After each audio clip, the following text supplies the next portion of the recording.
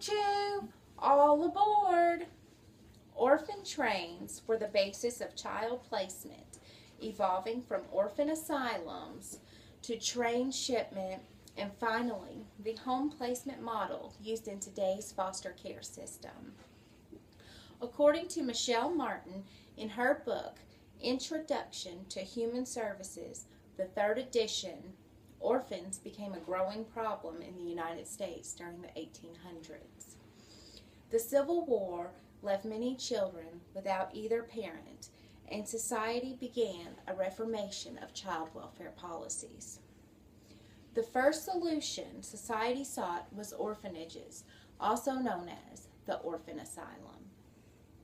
The orphan asylums cared for children that had lost their parents. These children lost their parents either to the war, disease, or unsafe working conditions in factories. Parents that had fallen on hard times could also pay a small fee to have these places house their children. But one missed payment and that was it. Their children became a ward of the state. These asylums were federally funded and received money on a per-child basis.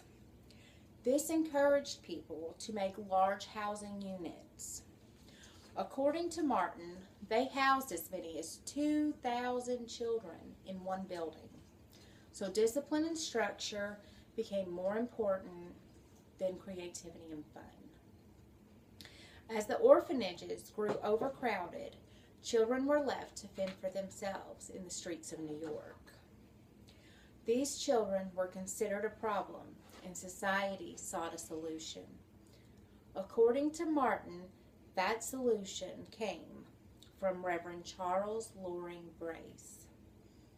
Brace was deeply affected over reports of 5-year-old children being arrested for vagrancy. He began coordinating with families out west, and not long after came the idea of the orphan trains. The orphan trains departed with cargoes full of children looking for a new home and a place to be safe. Homeless children were placed on trains from New York and shipped across the country. While some children found loving Christian homes, others were not so lucky. Some were torn away from siblings, being the only child chosen, and others were used as indentured servants. They would trade a day's hard work for room and board. Hence the term was coined, farming children out. These adoptions allowed for a 1-year return option for families and left other children floating about farms from year to year. This way, families could see if the child fit or if they fit the child's needs. Although it may not have been a perfect solution, these children had their basic needs met according to Maslow's hierarchy of needs. Maslow was an esteemed psychologist that stated we had certain needs that had to be met in our lives before we could move on to the next psychological level. Orphan trains attempted to provide children with these basic needs. These children had their physiological needs met of food, water, and shelter.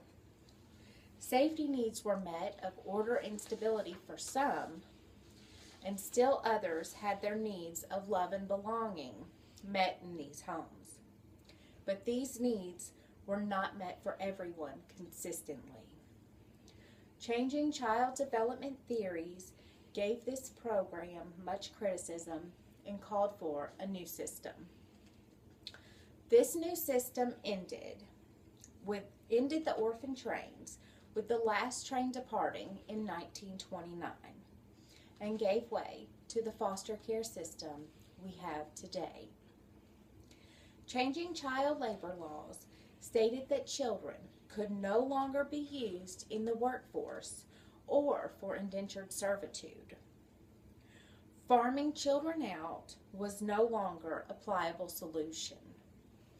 Instead of being housed with thousands of other children or shipped off to unknown territory on the other side of the country, families can now open their homes to children in need.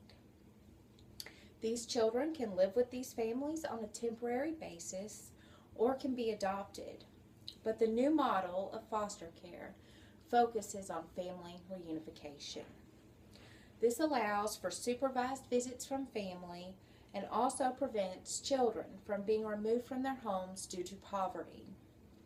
Today's foster care system allows for wanting parents to apply to the state to become caregivers to children in need. And so the home placement model of foster care was born.